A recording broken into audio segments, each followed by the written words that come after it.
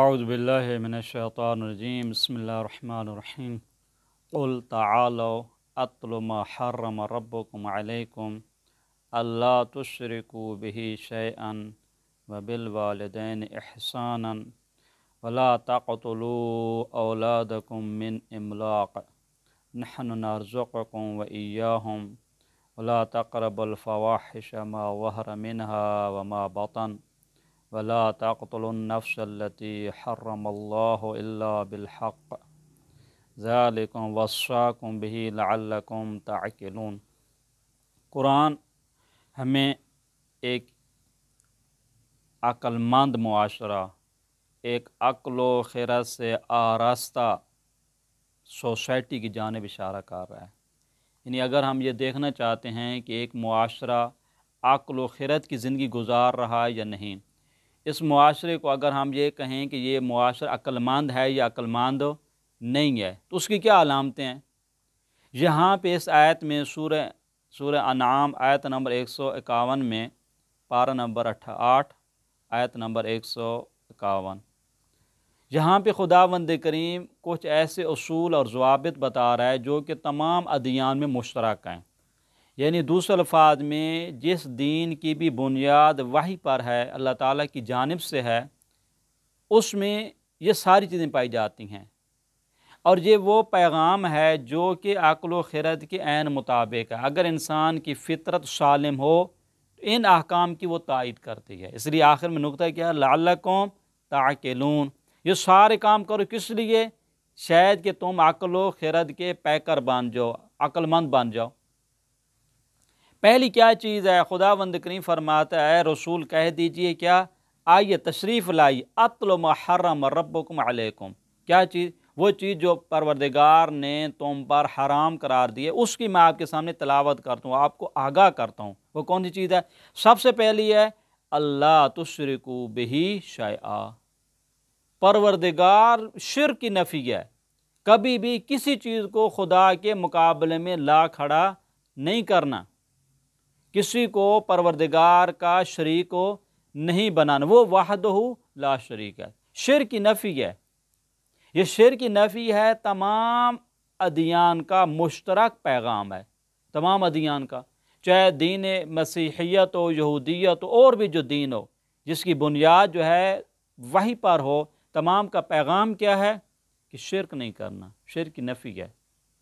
دوسرا پیغام وبالوالدین احسانہ، کہ آپ نے والدین کے ساتھ کیا کرنی ہے؟ نیکی کرنی ہے۔ یہ نیکی سے پیش آنا، نیک برتاؤ کرنا اپنے والدین کے ساتھ، یہ مشترک تعلیم ہے۔ تیسرا پیغام جو مشترک ہے ولا تقتلوا اولادکم من املاق، آپ اپنی اولاد کو تنگ دستی اور غربت کی وجہ سے قتل نہیں کرنا۔ عربوں میں یہ تھا، عربوں کی مشکل یہ تھی، اکثر عرب علاقوں میں یہ پرابلم تھی، کیونکہ وہاں پہ بارشیں کم ہوتی تھیں، خوشحالی ہوتی تھی، قحط کا خطرہ ہوتا تھا، مہنگائی ہوتی تھی، تو وہ کہتے تھے بھی یہ جو اولاد پیدا ہوگی تو یہ ہمارے لیے بوجھ بن جائے گی، ان کا رزق کیا ہوگا؟ خداوند کریم کیا فرما رہا ہے؟ کہتے ہیں اولاد کو اس وجہ سے نہیں مارنا کہ غربت کی وجہ سے، مفلسی کی وجہ سے، تنگ دستی کی وجہ سے، نحن نرزقکم وإیاہم، ہم تمہیں بھی رزق دینے والے ہیں اور اس اولاد کو بھی ہم رزق دینے والے ہیں جنہیں آپ قتل کر دیتے ہو۔ آپ کو رزق کی پریشانی ہے نا، رزق کے مالک تو ہم ہیں۔ خداوند کریم نے کیا فرمایا؟ جو کچھ بھی یہاں پہ جو بھی سانس لے رہی ہے، جو چیز بھی، اس کا رزق کس پر ہے؟ وما من دابۃ الا علی اللہ رزقها، ہر چیز کا جو بندہ ہے، جانور ہے، پرندہ ہے، چرندہ ہے، درندہ ہے، جو بھی اس کائنات میں سانس لے رہا ہے، اس کا رزق کا مالک کون ہے؟ پروردگار۔ تو آپ کو رزق کی وجہ سے اولاد کو مار رہے ہو۔ چوتھی چیز کیا فرمایا؟ ولا تقربوا الفواحش ما ظہر منها وما بطن، آپ نے بے حیائی کے قریب بھی نہیں جانا، بے شرمی کے نزدیک بھی نہیں جانا، فحاشی سے بچتے رہنا، وہ چاہے وہ آشکار ہو یا مخفی ہو، علل اعلان ہو یا خلوت میں ہو۔ پانچویں چیز کیا فرمائی؟ ولا تقتلوا النفس التي حرم اللہ الا بالحق، کسی بے گناہ کو قتل نہیں کرنا۔ ہاں، ایک شخص نے کسی کو قتل کر دیا، قصاص کے طور پہ اس کو آپ مار سکتے ہیں، لیکن اس کا کوئی جرم بھی نہ ہو، بغیر ناحق طریقے سے کسی کو آپ نے قتل نہیں کرنا۔ فرماتے ہیں ذالکم وصاکم بہ، یہ وصیت کس کی جانب سے ہے، نصیحتیں کس کی جانب سے ہیں؟ پروردگار کی جانب سے۔ کس لیے؟ لعلکم تعقلون، تاکہ تم عقل مند بن جاؤ۔ بس اگر ہم یہ چاہتے ہیں، ہمارے پاس ایک پیمانہ ہے عقل و خرد کا، ہم یہ چاہتے ہیں کہ ہمارا سماج عقل و خرد کی جانب جا رہا ہے یا نہیں جا رہا، ہمارا معاشرہ عقل و خرد کی جانب اس کی منزل آگے جا رہی ہے یا نہیں جا رہی ہے، ہمارا معاشرہ عقل مند ہے کہ نہیں ہے، کہتے ہیں یہ چاند پیمانے ہم بتائے دیتے ہیں، یہ چاند نمونے کے طور پہ ہیں، فقط یہ نہیں ہے، قرآن میں کافی اور موارد بھی آپ کو مل جائیں گے۔ وہ ہے کہ شرک کی نفی ہے، یعنی فقط اور فقط آپ نے جو کام بھی کرنا ہے کس کے لیے کرنا ہے؟ اللہ کے لیے کرنا ہے۔ آپ کے ریاکاری، نمود و نمائش، بناوٹ کی نفی ہے، کوئی کام بھی غیر اللہ کے لیے آپ نے نہیں کرنا، حتیٰ کہ اگر آپ نے غیر اللہ کے لیے کام کیا بھی صحیح تو خدا کے نزدیک اس کی کوئی اہمیت تو نہیں ہے، وہ تو اس کو دھتکار دیا جائے گا۔ نماز اگر جناب علی دکھاوے کے لیے پڑھتے ہیں، روزہ دکھاوے کے لیے آپ رکھتے ہیں، تو یہ سب کیا ہیں؟ اس کی کوئی اہمیت ہی نہیں ہے۔ پھر فرمایا والدین کے ساتھ نیکی، آیا وہ معاشرہ جس میں والدین سے اچھا برتاؤ کیا جاتا ہے یا نہیں کیا جاتا؟ والدین کی تعلیم تھوڑی ہے، یہ بیٹا جناب PhD اس نے لے لیا، ڈاکٹر بن گیا، انجینئر بن گیا۔ اب ہم اس معاشرے میں دیکھیں کہ اس معاشرے میں والدین کے ساتھ کیسا سلوک کیا جاتا ہے۔ اگر معاشرے میں والدین کے ساتھ نیک اور اچھا برتاؤ کیا جاتا ہے تو سمجھ لو یہ معاشرہ ہے کہ عقل مند معاشرہ ہے۔ اولاد کو مار دینا، بھی رزق کا مالک کون ہے؟ رزق کون دینے والا ہے؟ اللہ ہے۔ اس وجہ سے آپ اللہ تعالیٰ کی مخلوق پہ ظلم آپ کر رہے ہو۔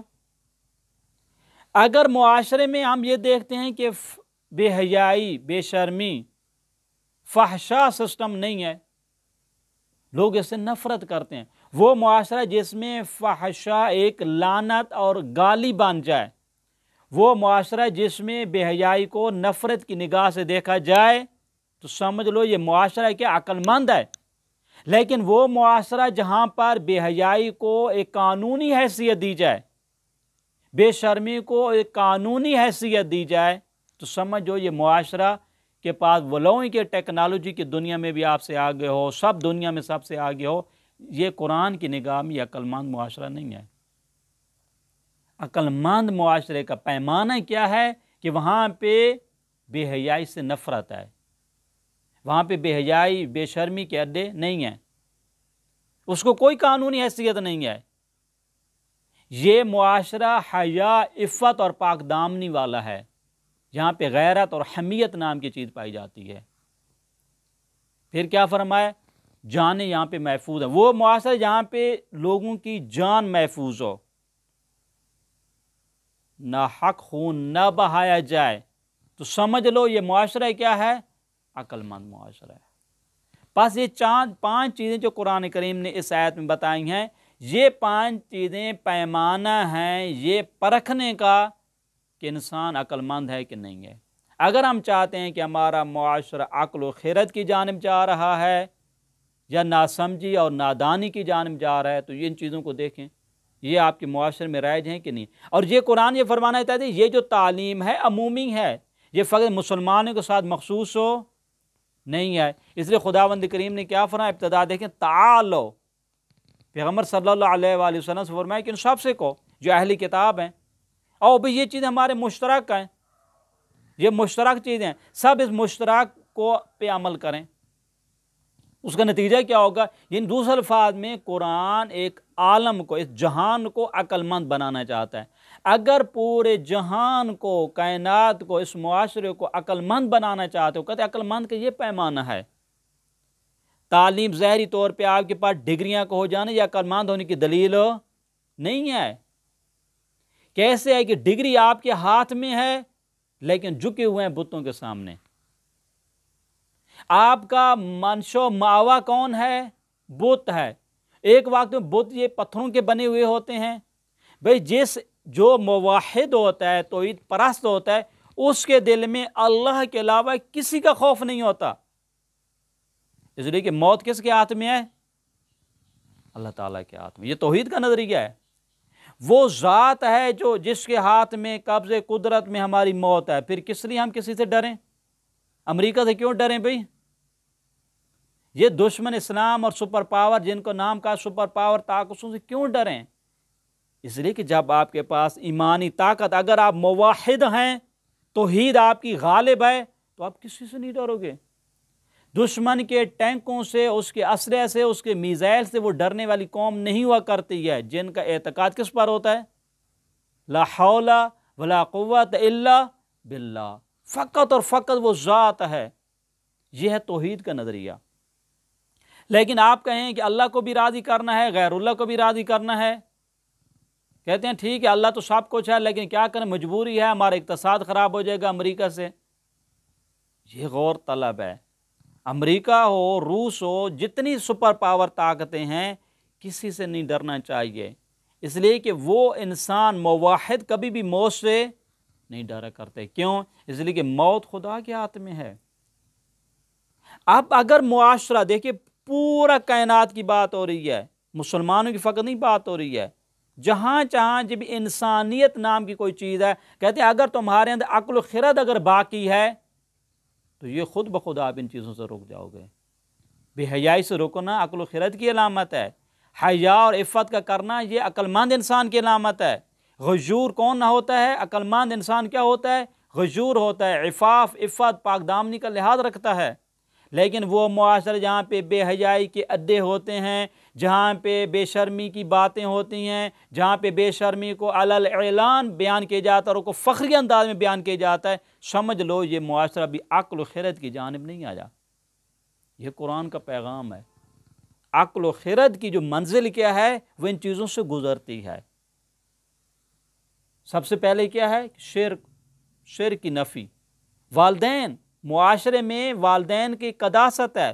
قرآن میں جہاں کہیں بھی توحید کی گفتگو ہے، والدین کی، وہاں والدین کا بھی ذکر ہے۔ ان توحید اگر کامل تب ہوتی ہے جب آپ نے والدین کے ساتھ نیک سلوک کرنا ہے۔ پھر اس کے بعد بے گناہوں کو آپ نے قتل نہیں کرنا، یعنی امن و امان، امنیت کی فضا، یہ ساری چیزیں دیکھیں۔ اس امنیت کی پیکر کون سی حکومت ہوگی؟ وہ حجت خدا، امام زمانہ سلام اللہ علیہ وعجل اللہ فرج الشریف۔ اس حکومت کیا ہوگی؟ سب کو جانیں محفوظ رہیں گی، وہاں پہ محفوظ رہیں گی۔ کیوں؟ اس لیے کہ وہ معاشرہ کون سا ہوگا؟ عقل مند معاشرہ ہوگا۔ وہ سماج اور وہ سوسائٹی عقل مند بنے گی جہاں پر جانوں کی حفاظت ہو، بے گناہوں کا خون نہ بہایا جائے۔ بس نتیجہ یہ نکلا کہ قرآنی تعلیمات کی روشنی میں ایک نمونہ جو سورہ انعام آیت نمبر 151 میں ہمیں ملتا ہے کہ عقل مند معاشرے کے لیے ان 4 چیزوں کا پایا جانا ضروری ہے۔ یہ 4 چیزیں اگر انسان 5 چیزیں پائی لے تو یہ سمجھا جا سکتا ہے کہ اس کے اندر عقل و خرد نام کی کوئی چیز پائی جاتی ہے۔ صلی اللہ علی محمد وآلہ الطیبین الطاہرین۔